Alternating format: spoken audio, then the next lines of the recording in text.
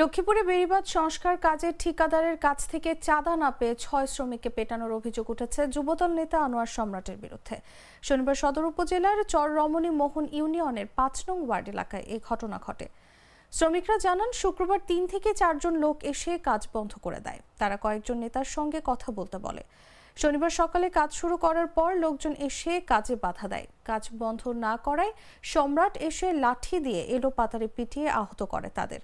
যদিও বিষয়টি অস্বীকার করেছেন অভিযুক্ত আনোয়ার সম্রাট। এ বিষয়ে বেড়িবাঁধের কাজ বন্ধ সহ শ্রমিকদের মারধর করায় সংশ্লিষ্টদের প্রতি তার বিরুদ্ধে আইনি পদক্ষেপ নেওয়ার পরামর্শ দেন জেলা যুবদলের সিনিয়র যুগ্ম আহ্বায়ক সৈয়দ রশিদুল হাসান লিঙ্কন।